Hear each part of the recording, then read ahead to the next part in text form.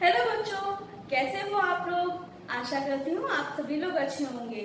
आज हम पढ़ेंगे हमारी हिंदी पाठ्य पुस्तक सारांश का पहला भाग। तो चलिए अपनी किताब उठाइए और पहला पाठ खोलिए।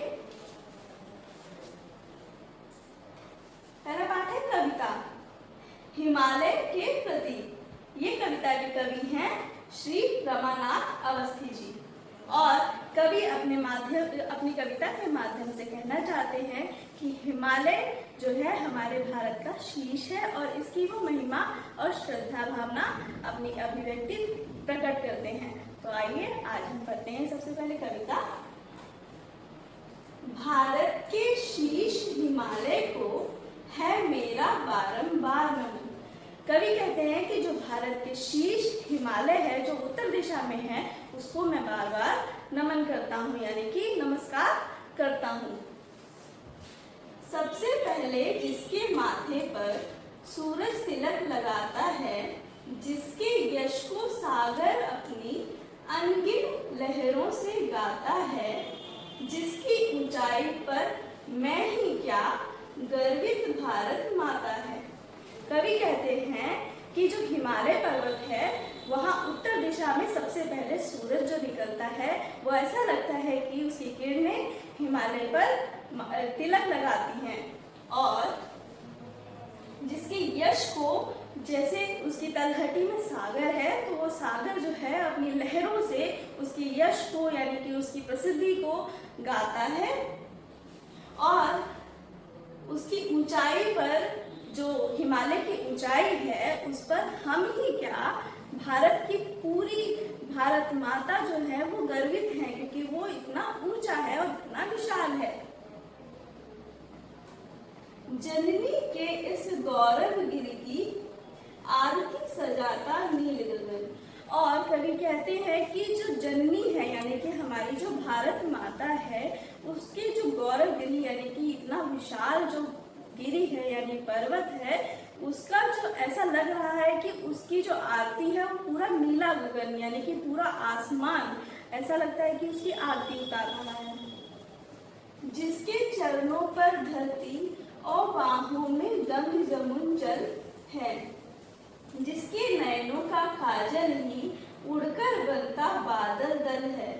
पर्वत कैसे कह दूं इसको, यह तो मेरा तीर्थ स्थल है। इन्होंने कहा है, कवि ने कहा है कि जिसके चरणों में धरती है, यानी कि हिमालय पर्वत है, उसके नीचे तलहटी में क्या है, धरती है। और बाहों में, यानी कि हिमालय से जो निकलती हैं दो नदियां, वो क्या है, गंगा और यमुना, तो वो उसकी बाहों में दो नदियां हैं। जिसके नयनों का काजल, यानी कि हिमालय के जो ऊपर बादल उठते हैं, वो जो काले बादल हैं, वो ऐसा लगता है कि नैनों के काजल है।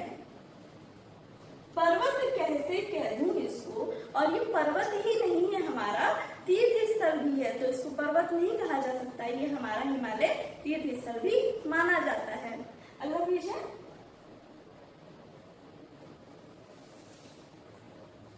इस तीर्थ के दर्शन से ही मानस बन जाता है दर्पण। यूं तो इसने सबकी उन्नति अपनी ही जैसी चाही है, सबके अंग सच्चाई और सुंदरता की नीति निभाई है।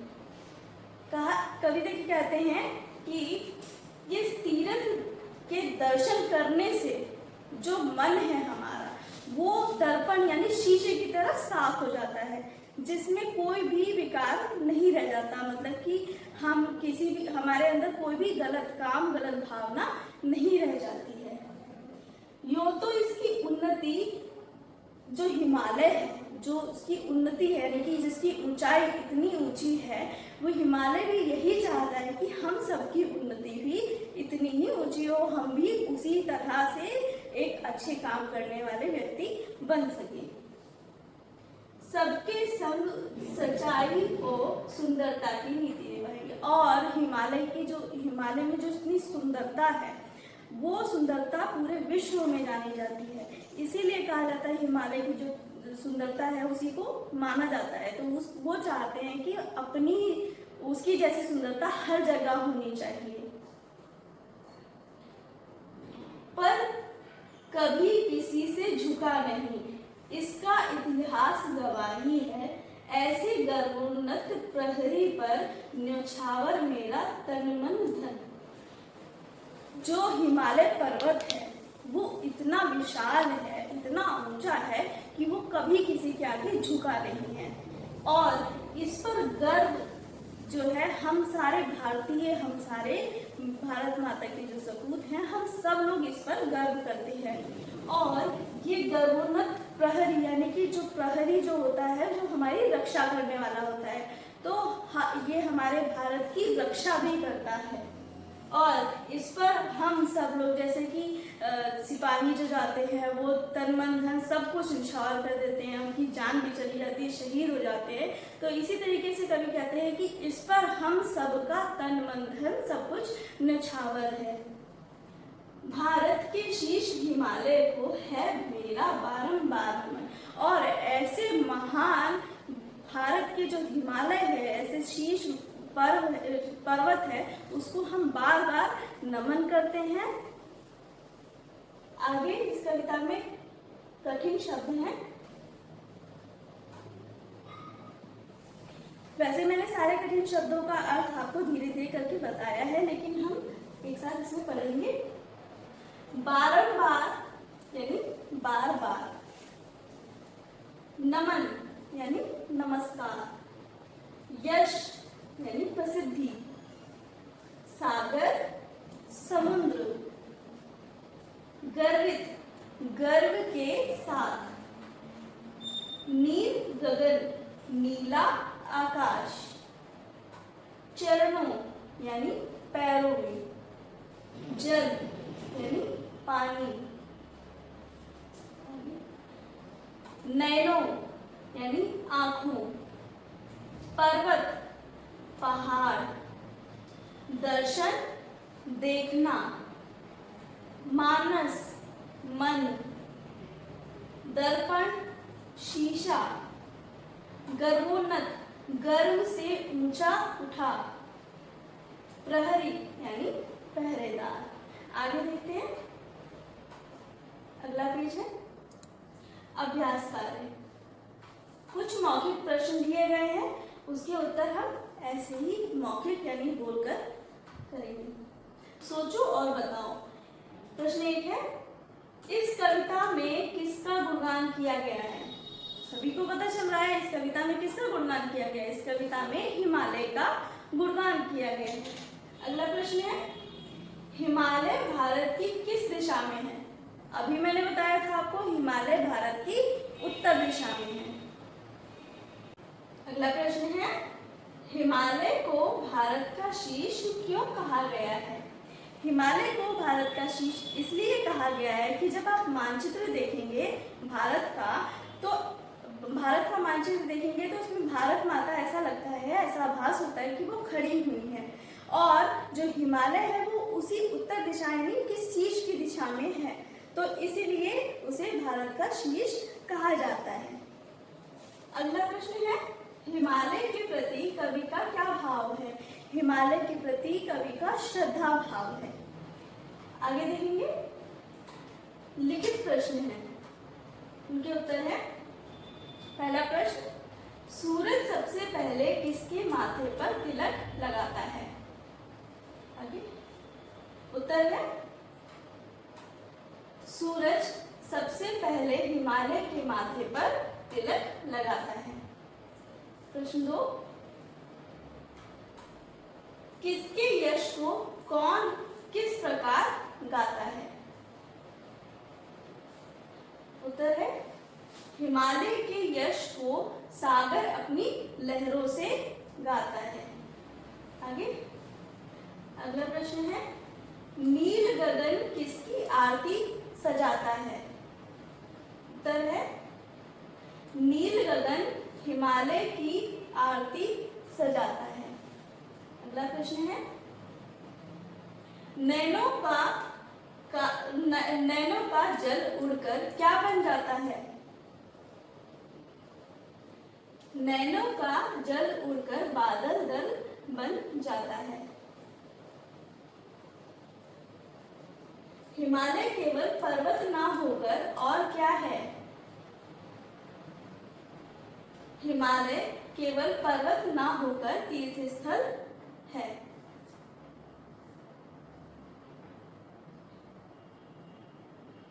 हिमालय ने दूसरों के लिए क्या चाहा है? हिमालय ने दूसरों के लिए अपनी जैसी उन्नति चाही है। इतिहास किस बात का गवाह है? इतिहास इस बात का गवाह है, हिमालय कभी किसी के सामने झुका नहीं है। इतिहास इस बात का गवाह है। कवि हिमालय को बार बार नमन क्यों करता है? क्योंकि हिमालय भारत का शीश है और प्रहरी भी है, इसलिए कवि हिमालय को बार बार नमन करता है। आगे है अगला प्रश्न है, सही उत्तर पर ठीक का चिन्ह लगाइए।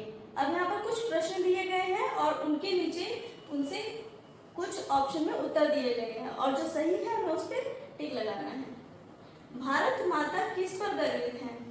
कविता पढ़ी है हमने, तो हम जल्दी से आंसर लगा लेंगे। हिमालय के शीर्ष पर भारत माता गर्वित है। आगे देखेंगे, हिमालय की बाहों में क्या है? अभी मैंने बताया था हिमालय की बाहों में गंगा जमुना का जल है। हिमालय के दर्शन मात्र से मानस क्या बन जाता है? हिमालय के दर्शन मात्र से मानस दर्पण बन जाता है। अगला प्रश्न है, हम हिमालय के किस रूप पर न्यौछावर हैं? हिमालय के हम प्रहरी रूप पर न्यौछावर हैं। आगे है, नीचे लिखे काव्यांश को पढ़कर पूछे गए प्रश्नों के उत्तर लिखिए। अब यहाँ पर एक काव्य का अंश दिया गया है और हमें इसे पढ़ना है और नीचे से रिलेटेड कुछ प्रश्न पूछे गए हैं, हमें उसके उत्तर देने हैं। तो पहले काव्यांश पढ़ते हैं। यों तो इसने सबकी उन्नति अपनी ही जैसी चाही है, सबके संग सच्चाई और सुंदरता की नीति निभाई है, पर कभी किसी से झुका नहीं, इसका इतिहास गवाही है। ऐसे गर्वोन्नत प्रहरी पर न्यौछावर मेरा तन मन धन, भारत के शीश हिमालय को है मेरा बारंबार नमन। अब प्रश्न पूछे गए हैं इससे रिलेटेड। पहला प्रश्न है, हिमालय ने क्या चाहा है? हिमालय ने सबकी उन्नति चाही है। आगे अगला प्रश्न है, हिमालय ने क्या नीति निभाई है? हिमालय ने सुंदरता की नीति निभाई है। इतिहास किस बात का गवाह है? हिमालय कभी किसी के आगे झुका नहीं है, इतिहास इस बात का गवाह है। हिमालय कैसा प्रहरी है? हिमालय गर्वोन्नत प्रहरी है। कवि हिमालय के प्रति किस प्रकार श्रद्धा प्रकट करता है? कवि हिमालय को बार बार नमन करके अपनी श्रद्धा प्रकट करता है।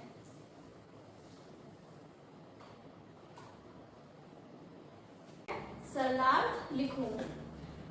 सरलार्थ यानी इसको सरल शब्दों में लिखना है। सबसे पहले जिसके माथे पर सूरज तिलक लगाता है, जिसके यश को सागर अपनी अनगिनत लहरों से गाता है, जिसकी ऊंचाई पर मैं ही क्या गर्वित भारत माता है। तो इसको अब हम सरल अर्थों में, इसका मैं अर्थ आपको बता देती हूँ और सरलार्थ आपको स्वयं लिखना है। सबसे पहले जिसके माथे पर, कवि कहते हैं कि जो सबसे पहले सूरज की किरणें पड़ती हैं हिमालय पर, तो ऐसा लगता है कि वो हिमालय के माथे पर तिलक लगा रही हैं। जिसके यश को सागर अपनी अनगिनत लहरों से गाता है, और उसकी तलहटी में जो सागर है उसकी जो लहरें हैं वो ऐसा लग रहा है कि जो उसके हिमालय के यश को वो गा रही हैं। लहरों की आवाजें,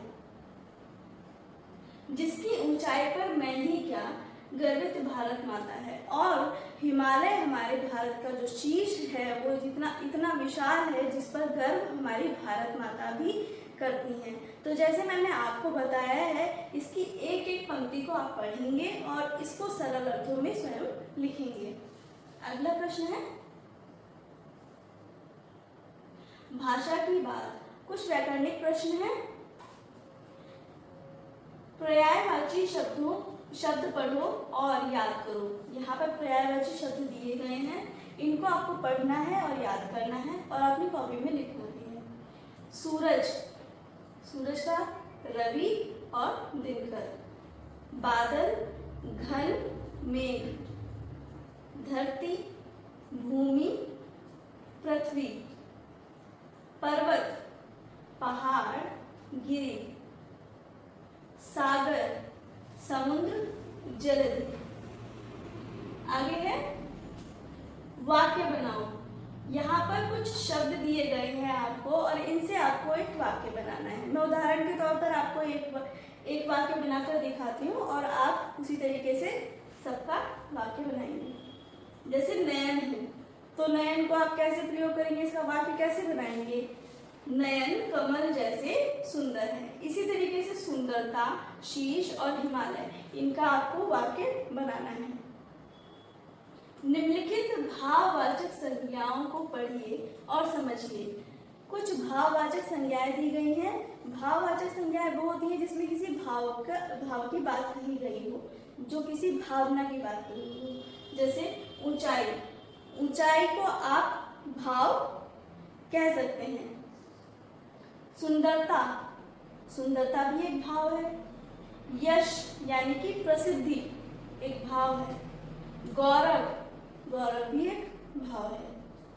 इसी प्रकार की 4 भावात्मक संज्ञाएं स्वयं लिखिए।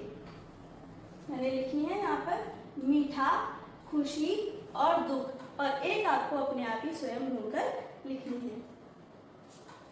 वाक्य में जहाँ कोई व्यंजन वर्ण बार बार आए तो वह अनुप्रास अलंकार का प्रयोग माना जाता है। जैसे यहाँ पर देखेंगे आप, उदाहरण के तौर पर इस गौरव गिरी की, तो यहाँ पर देखेंगे आप गौरव गिरी में ग और ग की आवृत्ति 2 बार हो रही है और इससे ज्यादा बार भी एक ही वर्ण की आवृत्ति होती है, तो वहां पर अनुप्रास अलंकार होता है। अगला देखेंगे, इसी में नीति निबाही है, इसमें भी ना और ना वर्ण की आवृत्ति 2 बार हो रही है और इससे ज्यादा बार भी अगर किसी पंक्ति में होती है किसी वर्ण की आवृत्ति, तो आप वहां पर अनुप्रास अलंकार लगा सकते हैं। तो इस तरह से आपको सारा होमवर्क कंप्लीट करना है और कविता को पढ़ना है और याद भी करना है और इसके पिक्चर्स क्लिक करके आपको ग्रुप में सेंड करने हैं। Bye bye.